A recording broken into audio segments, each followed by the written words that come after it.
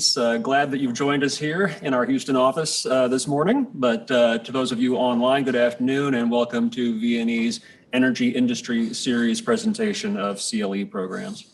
Today we're going to be talking about what's happened in the antitrust space over the last year, particularly focused on what you should be keeping in mind as you work with your energy and petrochemical clients as they go about their business and plan their major transactions. We're here to talk about what's going on in the antitrust world because there is some news to report.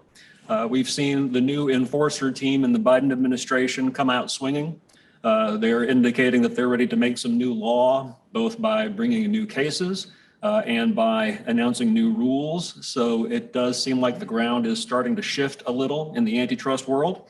And so we want to spend some time discussing what paths the regulators seem most interested in pursuing and how that might affect your clients, because nobody wants to be on the receiving end of a trailblazing case that's being brought by FTC or DOJ.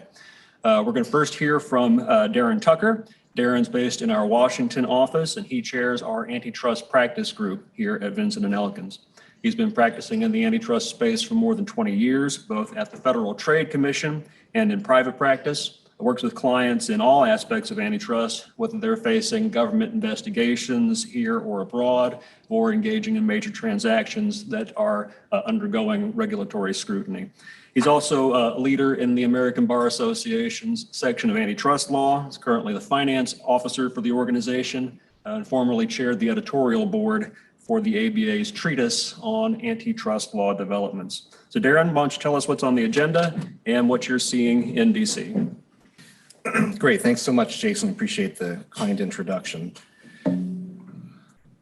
So I'm going to cover a number of different topics this afternoon. I'm going to spend the bulk of my time on merger enforcement because we've heard a lot of folks wanted to really focus on this area, but also there have been a lot of significant developments in this area. But I will also touch on antitrust reform legislation, both in the prior term and going forward, our key antitrust enforcers, and what we've been seeing in non-merger enforcement from the federal agencies.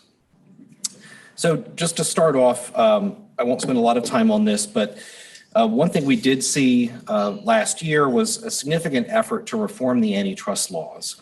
There were some rather significant proposed legislation, for example, the American Innovation and Choice Online Act, the Open App Markets Act, which would have had a very substantial impact on the antitrust laws and enforcement going forward, particularly, but not limited to the tech sector.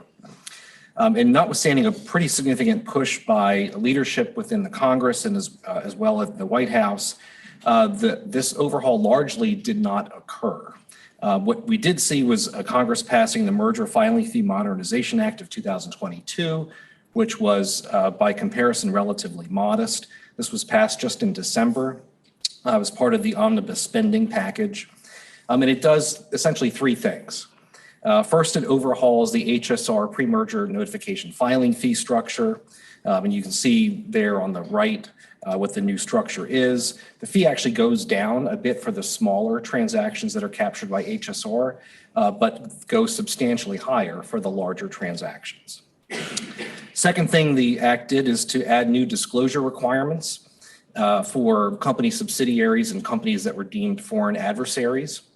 And then finally, the act exempt antitrust actions filed by state AGs from transfer or consolidation by the Judicial Panel on Multi-District Litigation. So essentially, we are aligning a practice of state AG litigation with federal antitrust litigation in the sense that neither is now subject to consolidation in multi-district litigation. You may have heard, for folks that listened to President Biden's speech last night, he actually called again for passage of antitrust reform legislation in the current Congress. I think he was referring to the American Innovation and Choice Online Act to reintroduce that provision. I will say, though, I think that the prospects of reform are pretty low in the current Congress because of the House moving to controlled by the Republicans. But even beyond that, the leadership that are responsible in the House for antitrust do not seem to be a fan of passage of some of these key acts that were under consideration last year. So the enforcers. The two key enforcers, at least at the federal level, I should say, Lena Khan is the chair of the FTC. She's been in her position for a little over a year and a half. And Jonathan Cantor, head of the Department of Justice Antitrust Division. He's been in his position for a little more than a year. One thing I'll also mention is the FTC itself is a little shorthanded at the moment. The FTC, as you may know, has 5 commissioners who sit at the top. Right now, there's 1 vacancy. So we only have 4 of the 5 positions filled. So there's 3 Democrats, 1 Republican, and 1 vacancy. I've really not heard a lot of DC chatter in terms of who might fill that vacancy or what the timing is. I'm not sure that it makes much of a difference in terms of the FTC's agenda because the 3 Democrats tend to vote in lockstep. So turning to merger review, and this is where I'll spend the bulk of my time today. There's a lot of developments to cover. So let me just start really with some key takeaways. So if you need to go back to your clients with the sort of 30-second or 60-second version of, what's happening with federal merger enforcement, can we get our deals done? Here's, I think, the key points to take back. So we're in a very different environment today in terms of federal merger enforcement than we've seen in previous administrations, both Democrat and Republican. This is really, we've not seen a parallel to this in the Trump administration or Obama administration. Both agencies are taking aggressive, sometimes very aggressive positions in investigations as well as in litigation. And this is leading to greater uncertainty in terms of which deals will be scrutinized, and also adding to the time it takes to get deals through the agency review. But deals are still getting done, right? The news is not all bad. The dirty little secret is that the FTC and DOJ are not actually blocking more mergers, right? That's not maybe what you've heard, in terms of the chatter coming out of the Beltway. Part of the reason for that is to block a deal. The FTC and DOJ can't just wave a wand. They have to go into court and get a preliminary injunction from a federal district court judge. And courts are still applying the same standards they've been applying for years. They have, not signed on to some of the progressive ideas that have been emanating out of the 2 agencies. And that's true on a bipartisan basis across the courts, and I should say across the Supreme Court as well.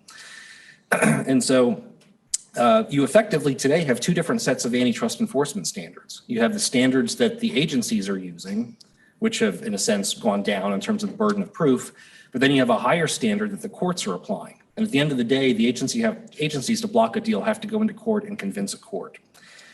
So, and I should say also that when the agencies are going into court, they're losing at a higher rate than they have in the past. Historically, at least in merger cases, the agencies win around 2/3 of the time. Still early in the current administration, but they are certainly not hitting that percentage really in the last year and a half. So again, deals are getting done, but there's greater uncertainty and they take longer. And you have to spend a bit more time at the upfront with the planning process.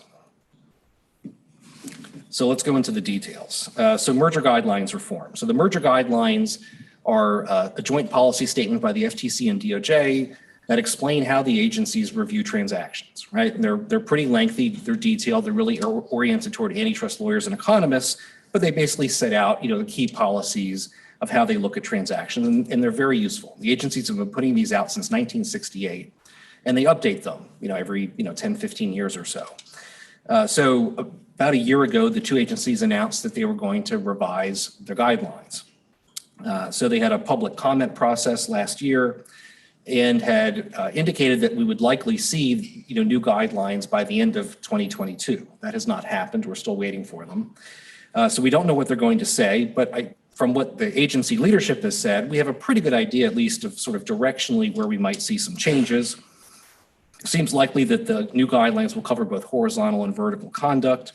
They'll reduce the role of efficiencies defenses. What does that mean? So an efficiencies defense is the idea that when you have 2 companies get together, whether they're competitors or in a vertical relationship, they might be able to operate more efficiently as a combined entity and lower their costs. And as a result of the lower costs, actually compete more aggressively, more efficiently, potentially even lower prices. Well, the new guidelines seem likely to be more skeptical about those types of arguments. It also seems likely that we're going to see more of an emphasis on concerns that would arise in digital markets, labor markets, and non-traditional or non-horizontal types of theories. And then finally, I think we're going to see more of an emphasis on what we call structural considerations. So for the last, 30, 40 years, antitrust has really moved in the direction of looking not so much at market shares, although market shares are always relevant, but you sort of start with market shares and then look at what are the other characteristics of the industry, like what's happening, who's growing, who's shrinking, who has the advantages, and so forth. And it seems like we're going to be moving back toward more of a focus on just looking at market shares and less at what's actually happening in the marketplace. In terms of energy mergers in particular, we are seeing some trends.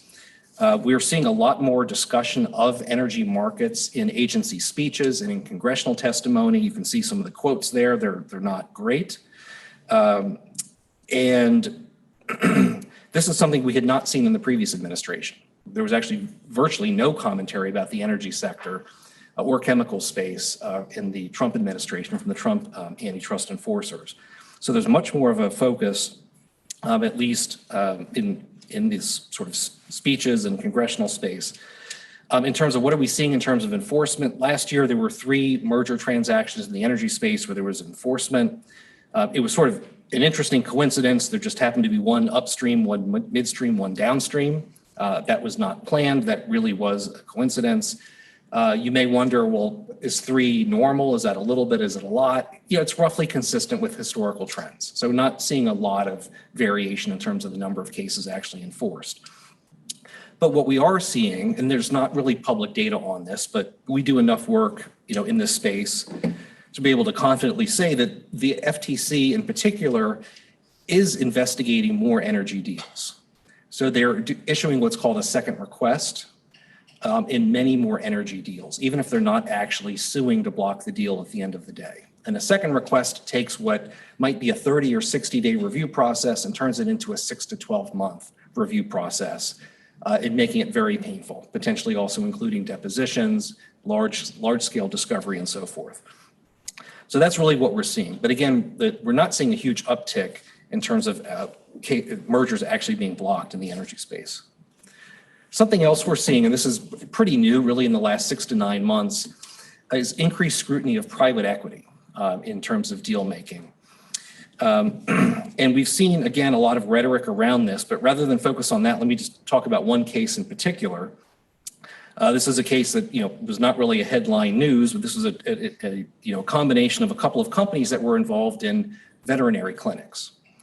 And there were some overlaps. So the 2 companies both did this, and they had some facilities in similar areas which competed against each other. And so, not surprisingly, the FTC wanted divestitures of some of these overlapping facilities. That's pretty straightforward.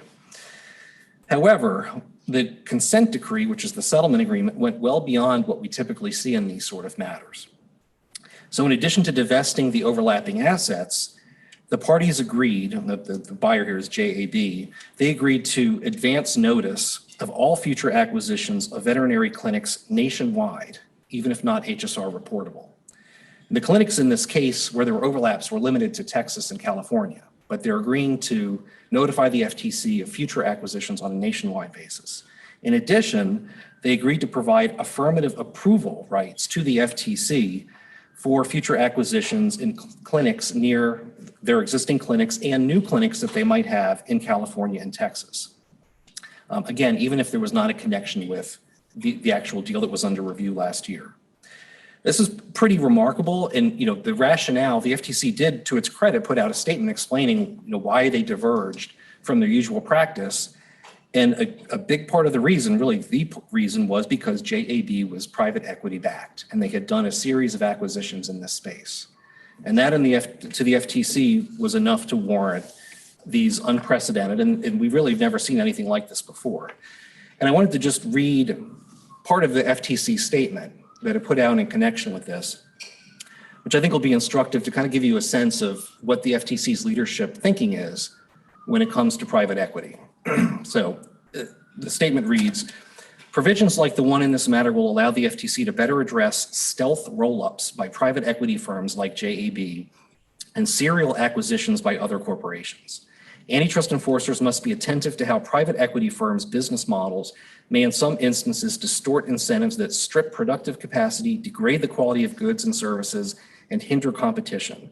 Private equity firms' playbook for purchasing or investing in companies can include tactics such as leverage buyouts, which saddle businesses with debt and shift the burden of financial risk in ways that can undermine long-term health and competitive viability. And it goes on from there. I read that just because I wanted to give you a sense of kind of, again, what the FTC's thinking is in terms of private equity and the kind of scrutiny that other private equity-backed acquisitions may face going forward. Now, an interesting postscript to this case is that, as I mentioned before, in this transaction, there were some divestitures of the overlapping veterinary clinics. Those divestitures were sold to a private equity-backed entity. There was no explanation provided by the FTC on that. We're also seeing a greater range of concerns in merger reviews.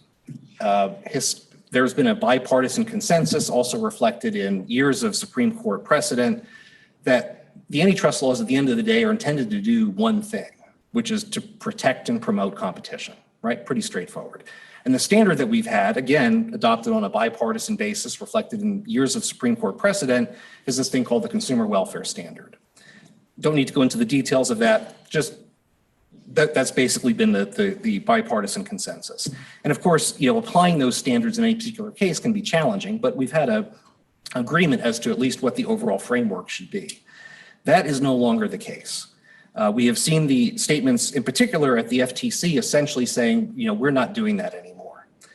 We are not going to be bound by the consumer welfare standard. We're going to be concerned with considerations broader than protecting competition. And we've seen that in some investigations. We've not seen any real clarity from the agency in terms of how they're actually looking at these other considerations, what type of evidence they're looking at. But what's interesting is that we really have not seen these sort of new theories of harm in the cases that the agencies are bringing in the courts. And again, I think this goes back to the earlier point of we now have sort of different enforcement standards at the agencies and courts.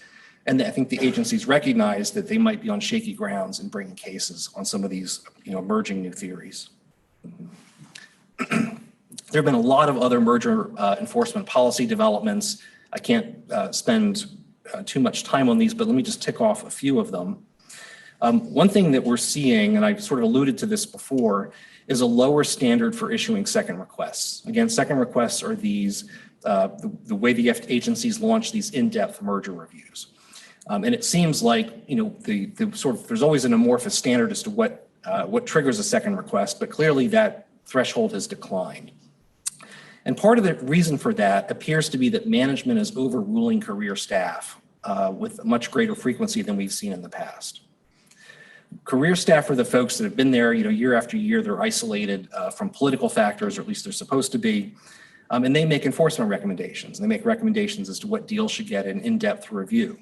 And we've had a number of instances where it was clear that the career staff did not feel a need for further investigation on our matters, but were overruled by agency management. And so that is, I think, part of the reason why we're actually seeing more of these in-depth reviews. Something else we're seeing that is, I think, a bit alarming is that the agencies are viewing antitrust risk-shifting provisions and merger agreements as signals that their deals are potentially problematic. And let me explain what that means. So in most merger or acquisition agreements, at least ones where there might be an antitrust reporting requirement, you typically would have a section in the agreement that would specify what each side's obligations are to get regulatory clearance. A lot of times this is in Section 6 of a merger agreement. And sometimes these are very basic. They may just say each side will make best efforts or commercially reasonable efforts to obtain regulatory approval and then cooperate with each other and share any communications with the enforcement agencies. There's other times where there might be antitrust concerns, or there might just be a nervous seller where the parties negotiate additional risk-sharing terms. So this could be a reverse break fee if the deal's blocked on antitrust grounds. It could be divestiture commitments by the buyer, sometimes with a materiality threshold. Could be ticking fees, such that if the deal doesn't close by a certain date, the seller gets additional compensation. There's all kinds of different mechanisms to really kind of manage the antitrust risk between the buyer and seller. And these are, standard provisions. They've been used for as long as anyone can remember. What we're seeing now is that both folks at the FTC and DOJ are saying that those are essentially an acknowledgement that the parties recognize that their deals are anti-competitive and illegal. And they are, waiving those provisions in front of the parties saying, aha, look, you knew your deal was illegal. You need to, abandon your deal, offer a settlement or something else. I think this is quite concerning and reflects a misunderstanding of, what those provisions are intended to do. But I will say, though, that this is still fairly inconsistent. We don't see this across all of our cases, but we've seen it enough times that this theory does, or this, view seems to be gaining traction, again, at both agencies with some of the enforcers. Final thing I'll just mention, just in the interest of time here, is on remedies. It is getting much harder to settle deals with the FTC and DOJ. Historically, after an extended investigation, basically one of three things could happen. The agencies might conclude that your deal is fine and close their investigation and allow you to close.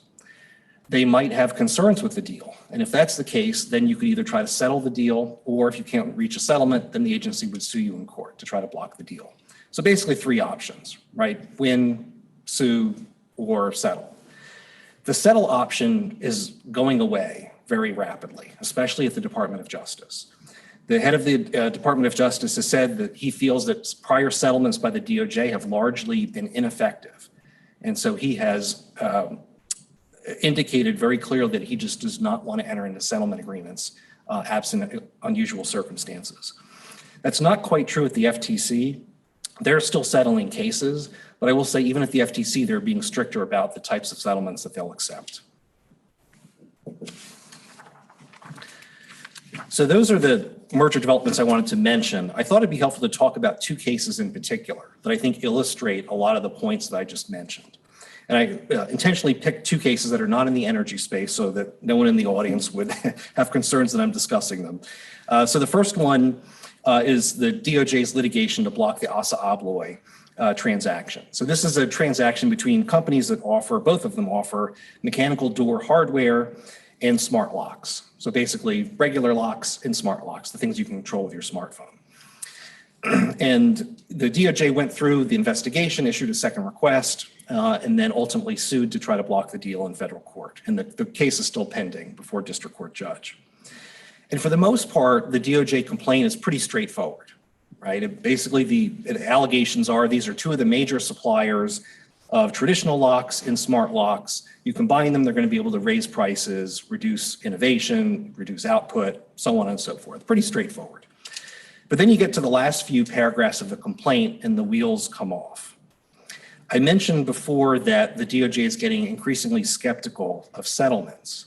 Well, here the complaint goes even further, and the complaint asserts that a party's attempt to address regulatory risks is itself evidence that the proposed transaction is anti-competitive, which is really quite remarkable. Just to read you the passage of the complaint, it reads, in the summer of 2022, Assa Abloy and Spectrum effectively conceded that their proposed transaction would harm competition by proposing a remedy to antitrust enforcers that would involve Assa Abloy selling off parts of its business units that sell residential door hardware in the United States. In other words, the parties tried to address the Department of Justice's concerns, went forward, offered to address their concerns with a settlement, which is what parties have been doing for 100 years with the antitrust agencies. DOJ said no, which was, their prerogative. But then DOJ turns around and says, the mere fact that you offered to settle shows that you recognize that your deal is illegal. That is really remarkable. Really remarkable and hard to square with Rule 408 of the Federal Rules of Evidence, which says you don't hold against a party that tries to settle with you, right? I'm simplifying, obviously. So we'll see if, I have a feeling the court's not going to pay a lot of attention to that particular allegation of the complaint. But I wanted to highlight that that is the sort of position that the DOJ is taking now on settlements. Another thing that's interesting in the complaint is that there's an allegation that extensive early stage communications between the parties trying to negotiate some of these merger covenants, again, was a recognition that the transaction was anti-competitive. So again, as I mentioned before, what the DOJ did here is they, got some communications between the parties when they're negotiating the merger agreement, where they're negotiating these covenants, and said, aha, you would only be making these offers if you knew your deal was illegal. And then finally, this one's maybe a little bit less sensational, but this goes back to the merger guidelines point I mentioned earlier. The DOJ, for at least one of its claims, essentially says, we don't really need to produce any evidence other than market shares. We just need to bring a structural case. So we don't need to talk about the industry and the industry characteristics. We can just go in and say, this is a highly concentrated industry. We get a preliminary injunction. So as I said, this case is still pending. I think a hearing's scheduled in a few months from now. Other case I wanted to mention is the FTC's lawsuit against Meta and Within. This is a really interesting case on all kinds of levels. Meta, you may know, is the parent company for Facebook. And what Meta offers here in this context is they offer a range of virtual reality hardware. These headsets you may have seen, maybe you have them. They also offer a range of apps for those, and they offer their own VR app marketplace. So third-party developers can develop apps for this Meta VR hardware. In this case, Meta wanted to buy a company called Within. Within offered a particular kind of VR app called a VR dedicated fitness app. And this is an app that, for example, you put on your virtual reality headset, started up the app, and you could do an exercise routine on the beaches of the Galapagos, right? In a structured routine with a set instructor. That's kind of the neat thing about this. And so Within offered this service, and there's a few other companies that offer competing services, but Meta did not. Meta was not in this particular field, but they wanted to get in it because it was an area of a lot of growth. This case was controversial from the start. When the FTC sued, they voted on a 3-2 party line split, which is somewhat unusual. But even more unusual is that the commissioners overruled their own staff. Right, the staff did a lengthy investigation. They did the second request investigation, investigated for 6+ months, and ultimately concluded that this transaction would not harm competition. The commissioners, at least the 3 Democrats who voted to authorize the suit, rejected the recommendations of their own career staff, which is quite remarkable. I wouldn't say it's unprecedented, but it's extraordinarily rare. So what were the allegations in this case? Again, the allegations were, again, kind of one more thing that was unusual about this. This was what's called a potential competition case. So unlike that Assa Abloy case where both parties offered locks, here, as I mentioned, Facebook didn't offer, Meta did not offer a VR dedicated fitness app. So what was the theory of harm here? So the FTC alleged Meta's Meta, it's a big company, they've got lots of resources, they've got lots of software engineers, they've got lots of money, they're in the VR space already. They could just get in this space whenever they wanted, right? They could just build instead of buy. And so that was basically their case, was a company that has substantial technical and financial resources should not be able to buy their way into an industry. They should have to build their way in. This was a big loss for the FTC. The district court denied the FTC's request for a preliminary injunction just last week. Earlier this week, the FTC announced that they would not appeal. This was, as I said, a really big loss for the FTC. This was a high-profile case in the antitrust world and something that I think Lina Khan really was hoping to make waves on. I will say that even though I think, thankfully, the court rejected the FTC's view here, again, I think it's worth just highlighting how aggressive the FTC's position here was. And if the FTC had been successful, what that have meant for merger enforcement more broadly. And I'll give you a specific example. So imagine, you operate a gathering pipeline system in the Permian, right? You're an experienced operator, you've been doing it for a long time, but you now want to go into a different basin, say the Williston. You don't have any assets there, but you want to, start doing a similar, operating similar gathering lines in the Williston. Under the traditional antitrust view, you would say no problem, right? There's no competition between a gathering system in the Williston and a gathering system in the Permian. These are very far apart, different basins, different customers, no competitive concern whatsoever, just would get waved through the agencies, no problem, any administration. But under the position the FTC announced in this case, or that was trying to bring, this might well be an antitrust violation, right? If you have an experienced gathering system operator in the Permian, they have the financial resources, they have the technical resources, the FTC is saying, no, you can't buy your way into the Williston. You have to build your way in. You need to have a de novo entry into that basin, at least if it's a concentrated basin. So that's, I think, again, a reflection of just how aggressive the agencies are trying to be right now. So let me switch. I know we're already about half an hour in. I'll just do non-merger enforcement quickly here. So Section 5, this requires a little bit of explanation. So outside of the merger enforcement area, the main antitrust statute that the FTC enforces is called Section 5 of the FTC Act, and it prohibits unfair methods of competition, right? And if you're wondering, if you're thinking, well, that's pretty vague, you'd be right. And even though that the statute's been around for 100 years, we don't really have a lot of guidance as to what it means, right? The courts haven't really provided a lot of guidance, and the FTC itself hasn't put out guidance, or didn't put out guidance for a long time. Not until 2015, it finally put out a policy statement that my former boss of the agency, Commissioner Josh Wright, really was the impetus for. And it laid out some very basic principles that, without going into the details, essentially said, we're going to apply the same standards under Section 5 that we apply in standard antitrust cases. So consumer welfare standard, rule of reason, pretty straightforward. And that was issued on a bipartisan basis, again, back in 2015. Well, fast forward 7 years, and the FTC under the current leadership withdraws that statement. And then in November of last year, replaces it with a new Section 5 policy statement. It rejects the rule of reason framework, which, by the way, the Supreme Court has said for 100 years is the way that you should be looking at most antitrust conduct, and says that Section 5 will actually go beyond practices that violate the antitrust laws and will try to instead look for incipient violations of the antitrust laws or things that violate the spirit of the antitrust laws. And you'll see a couple of sub-bullets here where we try to explain what that means.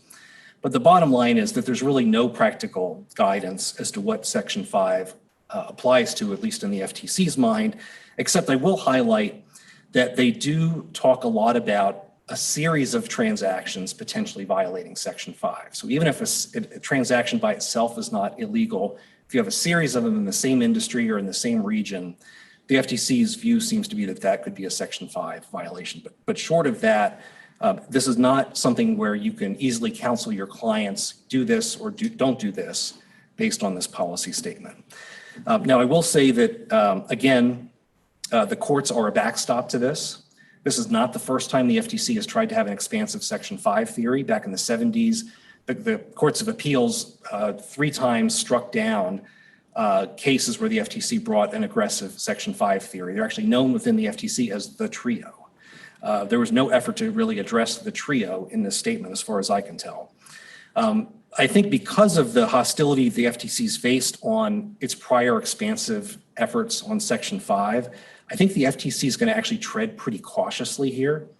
And I think they are looking to bring Section 5 cases, but I think they will be things such as, invitations to collude, non-compete agreements, interlocks that don't violate Section 8, things that are already known to be sort of sketchy, if you will, even if they're not a direct violation of the antitrust laws. Or I should say, at least in the case of non-competes, things that the FTC has said they're going to challenge in other contexts. So again, folks that might have heard the State of Union last night, President Biden talked about the next thing I'll mention here, which is the FTC has proposed a ban on all non-compete clauses. This was, again, just a month ago. The FTC announced a proposed rulemaking that would prohibit employers from imposing or enforcing non-compete clauses in agreements with workers, all workers, hourly workers, all the way up to senior executives, including those that possess trade secrets or even contractors. Only exception is for those who are selling a business if you had a 25% interest. This draws pretty heavily on the Section 5 statement. And you may be thinking, isn't this something that the states typically do? And that would be correct. This is an area where, the state laws have regulated for a long time. 47 states permit non-competes to varying degrees. So this would essentially override those state laws or judicial decisions. This is still a live matter. The FTC's invited public comment. There's an upcoming forum just next week. This led to a strong dissent from FTC Commissioner Wilson, who's the one Republican. And I'm not a constitutional scholar, but I will say that it's pretty obvious that this proposed rule raises some serious questions as to whether it's valid under the FTC's rulemaking authority. It also raises some constitutional questions.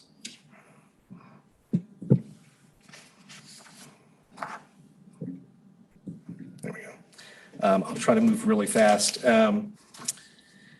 DOJ, switching over to DOJ, introduced some new changes to its leniency program. In the past, basically, if you recognize that your client committed a potential criminal antitrust violation, you could go in, and if you were the first to report to the DOJ, you could receive leniency.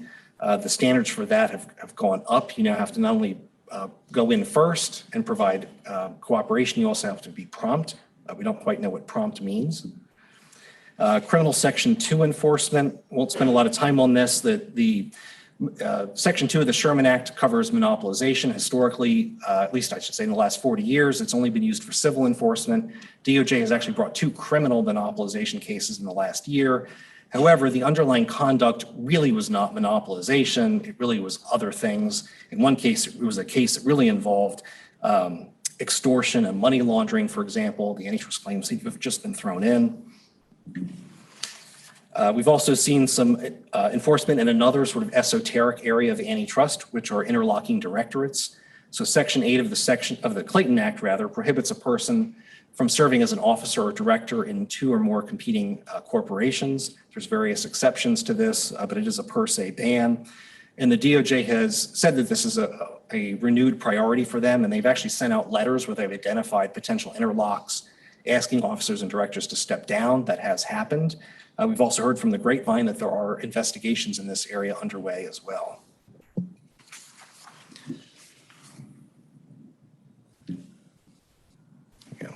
And then final thing I'll mention is price exchanges. This was a very recent development just last week. The DOJ withdrew some policy statements that previously had blessed through what's called a safety zone of certain exchanges of price information by competitors. Essentially, if you had a benchmarking organization that provide aggregated data from multiple companies. It was historical data. It was aggregated. You couldn't tell exactly whose data was which. That would be permissible under the antitrust laws. DOJ withdrew that guidance. I think the actual implications of this are very limited because it's all the DOJ has done is to say the safety zone doesn't apply. It doesn't mean that the conduct is illegal. So with that, let me wrap it up. And I apologize to Jason for taking a little bit more than my allotted time.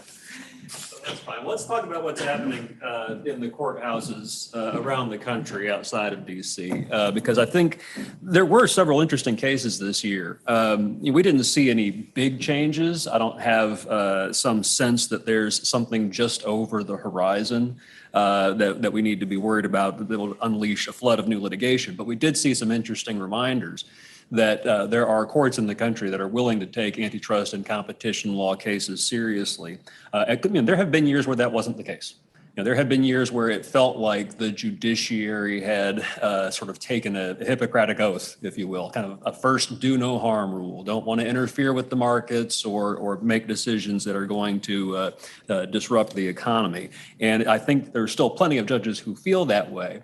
But I think what we did see over the last year are just a few indications that we've got a bench now that includes some folks who say an antitrust case is just another case. And if you plead it properly, if you present the evidence, you'll get to make your case to a jury. We've had some district courts certifying classes in antitrust cases, which I think are interesting. And we've had some appellate courts reviving antitrust cases that district courts had dismissed before. So, and we've also got some mixed news on a couple of the key antitrust doctrines, some good news for companies, but also some scary news to keep in mind. So let's look at a few of the highlights. We won't go through all of them, but the first one here, NextEra versus Lake, I think this is one of the most significant cases of the year. You've probably heard about it. Not strictly an antitrust case, but it is a competition law case that is worth paying attention to in the power and regulated spaces area. It's a case that starts when the Midwest ISO awards a contract to build transmission lines to a Florida company called Next Era Energy. And when that happened, Next Era files their application with the Texas PUC for a certificate of convenience and necessity to start building high voltage lines. But the legislature jumps in and enacts what's called Senate Bill 1938. And that statute blocked PUC from granting a certificate to anyone other than the utility that was serving the region already, at least in the first instance. It's kind of a right of first refusal type procedure. Next Era said that basically means if you're an out-of-state provider, you're not going to be able to build transmission lines in Texas. Of course, this only comes up for those few parts of the state that aren't in ERCOT, right? This is the ones on the boundaries. But in East Texas, you do have interstate commerce implicated. And so Next Era brings a lawsuit claiming that this statute violates the Dormant Commerce Clause. District Court dismissed the case, said that the statute, it favors the incumbent operator in a region, but that incumbent operator could be owned by out-of-state interests, it can be owned by in-state interests, so it's not discriminatory. The Fifth Circuit reverses and says, no, that statute is discriminatory on its face, that it adds essentially a residency requirement to being able to do business in this particular piece of the state of Texas. So the issue in a Dormant Commerce Clause case is, has the state adopted a statute or a rule that favors in-state interests over people who are engaged in interstate commerce? The court says, yes, in fact, this one does discriminate, and therefore out-of-state residents are being discriminated against. And the Fifth Circuit sends it back to the trial court, says there are still other reasons this could be okay, and you get to think about those reasons and have a trial on the issue. But this decision does put the Fifth Circuit somewhat at odds with the Eighth Circuit. There was a similar statute in Minnesota that the Eighth Circuit said was fine. Whether there's really a circuit split here is kind of in the eye of the beholder. The Minnesota statute wasn't quite as strong as the Texas statute was, but we might find out whether this is something that needs to get resolved later this year. The state of Texas hasn't given up on it. They filed a petition for certiorari at the Supreme Court. A briefing on that just got completed in the last 10 days or so. So I suspect we'll find out whether the Supreme Court's going to take that case sometime later this year. An interesting case in Arizona, Ellis versus Salt River Project, agricultural improvement. It's a power-related case, and the appeals courts here are reviving a consumer class action that got dismissed by the district court. This one concerns pricing in the solar area. This was a situation where consumers said that if you bought your own solar equipment, that you got charged a different price for your power by the utility than if you used the utility's solar equipment. Essentially, they pay you more when you put power back to the grid if you used their equipment than if you used your own equipment. There was an argument about whether or not they had really sufficiently alleged that there had been an attempt by the utility to monopolize the provision of the solar power equipment. The district court said no. The Ninth Circuit says yes. This case is going to go back to the trial court, and we're going to have a potential class action. The interesting thing is that after they remanded, the district court dismissed part of the case again, saying that the higher prices consumers were paying for power shouldn't be recoverable under antitrust law. I don't think the district court's decision probably squares with the way the Ninth Circuit was reading the law here. But there are other claims that are going to trial, so it's going to be a while before anyone gets to look at the issue. Seventh Circuit holding the filed rate doctrine, precluding claims for RICO damages. This was a good case for those who are in the regulated spaces, although the facts are very unusual. The claim here was that ComEd had been paying bribes to associates of the Illinois Speaker of the House. And this was all a big pay-to-play scandal in the early 2010s, like 11 to 13, something like that. Ratepayers brought a racketeering claim saying that the Illinois House had implemented some new rules that raised their rates and that this was all part of a scheme that was brokered by ComEd. The Seventh Circuit takes the issue up on appeal when the case gets dismissed, and they get into the filed rate doctrine. District court hadn't done that, but it was a good case, I think, for those of us who live in spaces that are governed by this doctrine. Seventh Circuit says, look, this is a case that is basically about your power rates are too high. That's your complaint. And the damages that you're going to allege, they may be based on racketeering activity, they may be based on antitrust theories, but they are complaints about what your power rates are. And you are going to have to ask the court to decide what's a reasonable price for power. And we don't get to do that. This is a filed rate world. It's a regulated rate. We shouldn't be getting involved in second guessing those kinds of decisions. So the plaintiffs were trying to argue that RICO would preempt the filed rate doctrine. You can make a similar argument in the antitrust space in certain cases. The Seventh Circuit says, no, we're not going to find implied preemption. Now, part of this case is still alive in the state court, but the RICO claim is gone, the treble damage threat is gone, and I think the continued strength of the filed rate doctrine over a variety of different areas is probably good news if you're in a regulated business. I think the Walker process claim is really kind of a limitations issue, not particularly interesting, but let's talk about the California gasoline consumers case, because I think this one is one that ought to scare you a little. The spot market cases, these have been going on for a while. These are claims that California refiners were manipulating the market at different times in the past. There was a series of occasions where there was a refinery accident or people taking refineries offline for maintenance and downtime. And the question was, were they coordinating these activities in such a way as to take advantage of periodic shortages in the market and really raise prices? We've had a number of cases that are brought making these kinds of allegations. This is one that was brought on behalf of a class of all gasoline purchasers in California, suing several of the big refiners who they say that were coordinating. And the coordinated activity did not involve all refiners in the market. So you've got this argument that even though we don't have all the refiners in play here in the case, that the refiners who were in play affected the entire market. So you've got one refiner saying, I've got all these plaintiffs who are in this class, and they didn't buy from me, and they didn't buy from my co-defendants either. So how can I be liable to this consumer? I didn't overcharge them. My co-defendant didn't overcharge them. Some other refiner raised their price. Why are they in this case? Well, this is what's known as an umbrella claim. The theory here is that you've got a group of sellers who are coordinated. They conspired in some way. And because of their conspiracy, they raise the price.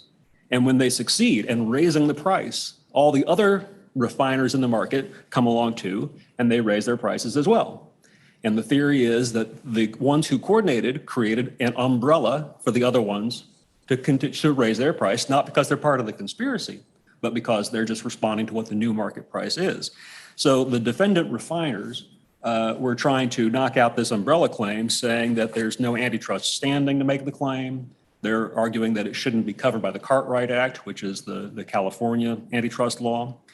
And the court denies the motion, says that the plaintiff had alleged that the conspiring defendant's conduct was a substantial factor in affecting the entire market. And the court wasn't going to be able to test whether or not that market impact had been proven, not at the pleading stage. That may still get argued at the Daubert motion stage. It may get argued at a class certification stage, perhaps at summary judgment. But for now, the court is willing to let that case proceed with the plaintiffs arguing that whether or not I bought from any of the defendants in this case, I still have an injury and I'm still going to make my claim for damages. And this is one of the riskiest things about antitrust conspiracy cases. I mean, you probably already know that defendants face joint and several liability with all their conspirators for all of the impacts that they've caused. And this is a reminder that all those impacts might include the impacts on transactions that none of the defendants were involved in, because it may just go to the entire market. So I think that's it's one to be concerned about. It's one to just be watching, because it does affect the way the numbers play out as these cases develop. The Persian Gulf case, this is another one of the California spot market cases. This is, I think, a good news case for companies. It started off as a coordinated shutdown case. You got plaintiffs, though, they take a bunch of discovery. Turns out there wasn't much evidence in the case that the defendants were actually coordinating their maintenance plans or their refinery shutdowns. So the plaintiffs drop their argument and they decide to reboot. And they say, well, we've got traders at different refiners in California, and they've got supply exchange agreements, which really just means that one of them's got a shortfall. They need a short-term supply that they can use to meet some obligation. And the court looks at that kind of transaction and says, that's not a bad thing. It's a good thing if you know that you can buy supply in small quantities when you need it. It allows you to be more aggressive in selling the output of your refinery. The plaintiffs also say that some of these refiners had traders who were sharing information with one another. And there's some debate in the papers about whether or not they're really talking about just these buy-sell situations, information being shared when someone needs product at a particular moment or anticipates they'll need it, or whether there was a broader effort to share information about who all the refiners' customers were and where they were selling and at what prices. Now, certainly, I always tell clients to be very cautious when your business people are exchanging any kind of price-related information with competitors. It often leads to questions of implied conspiracy of one kind or another. So in those rare instances where there is a good reason for people to be sharing information with a competitor, you do it because you can explain why you're doing it. You document why you're doing it, who's doing it. You control the flow of information to make sure that people who are in sensitive positions where they could use competitive information don't get access to the information that is coming and being provided to those who really do need to know it. And that kind of caution worked out well in this case. For most of the defendants in the case, the people who were sharing information based on the allegations were ones who didn't have pricing authority for the refiner's output. They weren't people who were responsible for competition between the refineries. It was people who were responsible for filling short-term needs. And that information wasn't being disseminated to the wrong people. So there were two refiners in the case who did have information that got passed to people at the trading desk. The court said that would be evidence of a conspiracy and didn't strike down one of the claims on that basis, but said it turned out they didn't actually trade on the information. There wasn't a factual predicate for that information sharing having caused damages.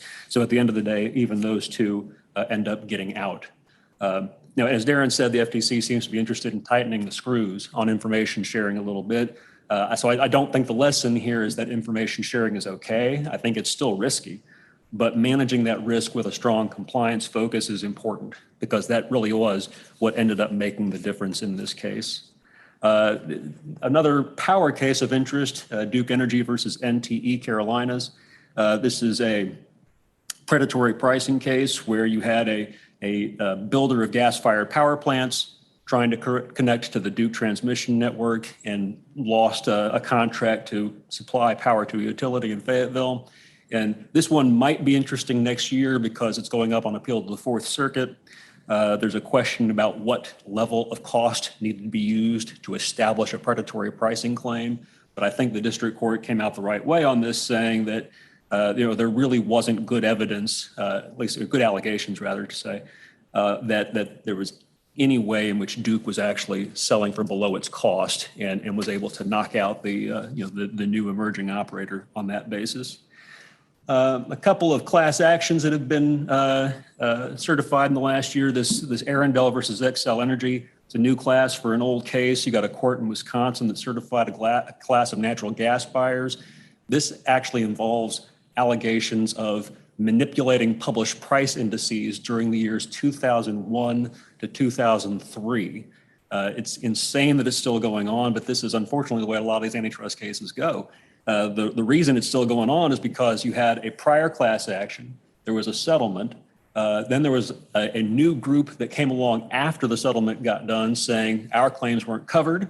There was a debate about that. It gets decided at the district court, goes up on appeal, goes to the U.S. Supreme Court. It's finally determined that there were some cases that survived the settlement, goes back down to a district court to actually take up those new claims. And now this is going up on appeal again. It's just sort of a reminder of how these cases can go on forever, and you really need to make sure you understand what you're settling and that you're getting all the coverage that you expect. And then there was this one here out in California, the Augusta case versus API. I think this one's kind of a funny one, frankly. Seemed a bit fanciful to me, but it was a group of consumers who sued API and the majors and a few others, saying that they had conspired with each other and supposedly with the White House and with Russia and Saudi Arabia in an attempt to drive up oil prices. This had to do with that time period in early stage of the pandemic where Russia and Saudi Arabia got into a price war, and it seemed clear to me that they were trying to decimate the U.S. shale industry and had a lot of impact there. The price war finally ended after a group of majors go to the White House, convince the White House, go talk to the Russians and the Saudi Arabians. I think they figured they had done their job and they ended the price war. Well, we had a group of plaintiffs who claimed this was all part of a conspiracy and that U.S. oil producers had cut their production as part of a deal brokered by the Trump White House with Russia and Saudi Arabia. Well, the district court, I think, to begin with, I think the facts were just crazy. It didn't make any sense. I think what really happened was there was a price war. People cut production. That's what they do when there's a price war. The impact that happened didn't have anything to do with a conspiracy. It had to do with what the people reacting to the market. But the court, to its credit, said, look, if this were true, that the White House had brokered some kind of deal with foreign countries, we're not going to hear that case. It would implicate the act of state doctrine. It would implicate the political question doctrine, the Noor-Pennington doctrine. We're just not going to take that case up. And that was decided just a couple weeks ago. So it turns out to be the first major development of 2023, but it's a bonus. You don't have to wait till next year's talk to get it. So let's see. Do we have any other questions, Darren? Have you seen any? Any questions here in the audience today? Yes, sir. Yeah, I mean, it's an interesting point because this was really sort of the difference between what the Eighth Circuit did on the Minnesota statute and what the Fifth Circuit did. The question was, how do you identify who that person that's discriminated against is? Is it based on the state where they're incorporated? Is it based on the states where they have operations? And the way that the Fifth Circuit looked at it was to say that any statute that's based on the residency of the business, and that residency can be established by state of incorporation, or it can be based on other factors that are recognized in the law that would allow you to have personal jurisdiction over somebody. They say that really anything that says that there is a disfavoring of residents of another state, without getting into the question of whether this actually is a resident of another state, that would be facially discriminatory. And that's one thing that's important about the Fifth Circuit decision is that they said this is a facially discriminatory law. Whether it was actually discriminatory in its application here is something the trial court will still have to decide later.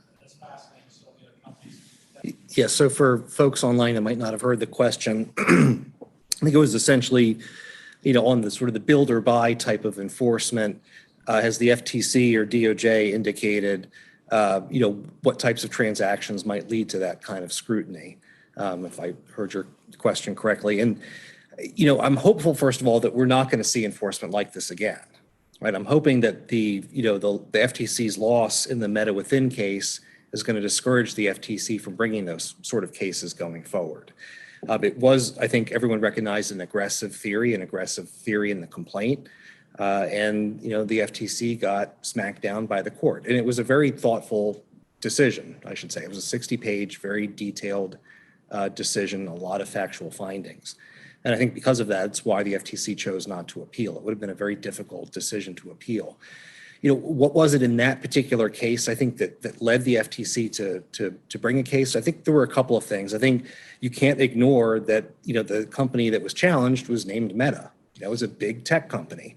And you're seeing a tremendous amount of enforcement these days and a lot of enforcement resources directed at the tech sector. There's limited enforcement resources. It may not seem like that when you're under investigation from the FTC or DOJ, but they do have limited enforcement resources. And they've shifted a lot, not just in this administration, but in the Trump administration, to the tech sector and to a lesser extent, the healthcare sector. And I'd sort of say energy might be a number 3 if you were to sort of rank where they're directing their resources these days. So I think the fact that it was Meta played a big role. The other is that this was a concentrated industry. I think I mentioned Within was the leading provider of this VR dedicated fitness app. I think reasonable minds could differ as to whether that's actually like a real antitrust market, a relevant market, but the court said that it was. And on that basis, they had a pretty substantial market share. It was well north of 50%. So I think those were really the two key considerations here that got the FTC's attention. So it was the fact that it was a prominent tech company and the target was, by far the leader in its space. So I think, if the FTC were to continue to pursue this kind of a theory, I think you'd want to look for other cases that have those sort of characteristics. Yeah, I think one of the frustrating things about trying to gauge where the antitrust agencies are going to be in their enforcement priorities is that they do tend to be kind of focused on what's the hot issue at the moment. And for better or for worse, when prices are high at the gas station, they tend to think of, let's see if we can start an investigation of somebody. So we're just sort of always under the gun a little bit, just based on political PR pressure, and that's part of what was going on in the world. Luckily, when gas prices tend to drop off a little bit, then the temperature drops a little bit at the agencies as well. And we can only hope that you kind of stay off the front page, and that makes the enforcement risk a little bit mitigated. And if you're not quite in the gas station, if you're a few steps removed, it gets a little bit easier each step you go. Yes, sir. So it seems that some action can be set there. Yeah, it's a great question. For those that didn't hear it, we have two antitrust agencies in this country. Who gets to do what? We are unusual in the sense that we have two antitrust agencies. Most other jurisdictions have one. China briefly had three, although they quickly learned the error of their ways on that. Between the FTC and DOJ, there are some hardline rules. So the Department of Justice does all criminal enforcement, for example. There's also certain industries that they handle, for example, communications by statute. Otherwise, it's essentially by agreement between the agencies. And so there's just over time, they've each developed expertise in certain things. So for example, the FTC does most what we might call oil and gas merger enforcement, whereas DOJ does oil field services merger enforcement. Certainly there's areas where the lines are not clear. Some of them, will do certain aspects of hardware, technology hardware, some will do technology software. The lines can be blurry between those. So you do actually have these things called clearance battles from time to time between the two agencies, where you file your HSR filing, and then you'd hope that the agencies are looking at your deals, but in fact they're squabbling as to who's going to review your transaction, and sometimes that can take a few weeks to work out. Meanwhile, you just have to sort of sit there and wait. But most of the time, especially on something like an energy deal, usually the agencies don't have to spend a lot of time on that. Well, thank you all very much. We look forward to seeing you next year when we talk about 2023. And we'll welcome you back to the next Energy Industry Series CLE later this year. Thank you all.